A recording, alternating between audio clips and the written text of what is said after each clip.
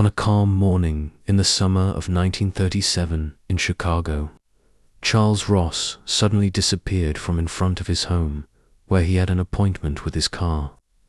As his wife watched from the window, she saw a strange man approaching him quickly, kidnapping him in an old, dark-colored car. No one expected that this day would mark the beginning of one of the most thrilling cases in American history. While the family was in a state of panic, the FBI had already begun assembling a team to follow the case. In moments, Charles Ross's life, the executive of a greeting card company, shifted from stability to terror. His kidnapping wasn't just a random incident. It was a meticulously planned operation. While everyone believed his abduction was a mere accident, a hidden hand was behind it all. The criminals had planned everything, even the place where he would be left after the abduction. The car they left by the victim's house provided only a few clues, but investigations began to uncover intriguing details about the incident. The police began searching every corner and alley in the neighborhood, hoping to find any evidence that could help solve the mystery. But all they had was an abandoned car and a lost key. The situation was extremely complicated, yet suspicions began to arise about the possibility of internal involvement. How did the kidnappers know so much about Charles? How did they breach the security of his home so easily? Investigators began to wonder if it was just a typical kidnapping or if something larger was at play. 2 days after Charles was kidnapped, the news reached the family. The kidnappers had left a threatening note demanding $50,000 as ransom. The meeting place was arranged through a suspicious phone call, but the police couldn't intercept the callers in time. The kidnappers were testing the police and the family at every step, making the situation more tense. At that moment, everyone knew that things could get worse before they got better. Investigators began gathering testimonies from witnesses, but there were conflicting reports about the details of the event. Some said they saw a strange person near Charles' house before the abduction, while others claimed they heard suspicious noises near the car left by the kidnappers. Things were unclear, and everyone thought they knew something that could help, but no one had concrete evidence. Meanwhile, the investigation continued in an attempt to uncover the reason behind this mysterious crime. A week after Charles' kidnapping, the suspicious phone calls kept coming. The kidnappers demanded more money, trying to put pressure on the family. The investigators monitored every call, but they couldn't extract anything of value. At that point, everyone realized that this crime was not just an ordinary one. It was a complex plan designed to test the police's negotiating abilities. The calls came from unknown numbers, making every step more challenging. With mounting pressure, the FBI decided to step in, launching a larger-scale investigation. The beginning of the FBI investigation was a turning point in the case, as a special team of agents was formed to follow up on new leads. The case went from being a local crime to a national issue, which made everyone watch the developments closely. The expectations were high, but hope began to fade bit by bit.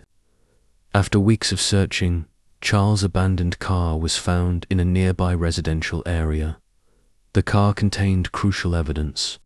There were fingerprints and unfamiliar hair strands. Investigators began to suspect that someone close to Charles might be involved.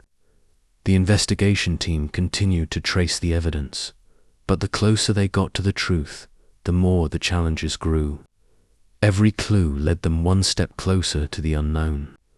The family began negotiating seriously with the kidnappers, trying to find a way out of the predicament. But with every attempt, the demands grew, making the situation more complicated. The FBI tried to pressure the kidnappers by monitoring the calls, but there was no progress. The family began to feel helpless, but their determination to find Charles increased. Tension was in the air, and everyone was deeply worried. As months passed, the search for Charles became more frustrating. There were several signs that the kidnappers had left the city, but no one could pinpoint their location.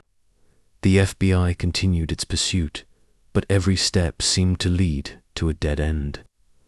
The family was in a constant state of waiting, and with each passing day, the pain and anxiety grew. The police decided to impose a security lockdown on all city crossings, but no signs of the kidnappers appeared. Evidence was dwindling, and every new attempt led to a dead end. Nevertheless, the FBI insisted that the case could still be solved, and they began to carefully examine all the collected evidence. This was a critical phase in the investigation, where everyone wondered if the case would remain unresolved forever. Investigators began to question whether the kidnapping was related to personal revenge against Charles. Rumors circulated about past relationships in the victim's life, but they couldn't confirm it. Meanwhile, evidence began to pile up, pointing to the involvement of a criminal gang that may have targeted Charles as part of a larger plan.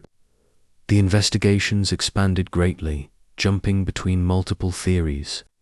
Things were getting more complicated. In the summer of 1938, more than a year after his disappearance, Charles Ross' body was found in a remote area. The body had been carefully concealed, and investigations revealed that he had been killed months earlier. The shock was immense for everyone, including the family. Many questions were answered, but the most important one, who killed Charles Ross, remained shrouded in mystery. As the evidence progressed, the investigation came closer to identifying the killer. However, challenges remained, as the kidnappers had devised a careful plan to cover their tracks. The police began to connect the dots, realizing that the killer was someone very close to Charles. Investigations indicated that it was someone who knew the victim well, but revealing their identity required further precise work.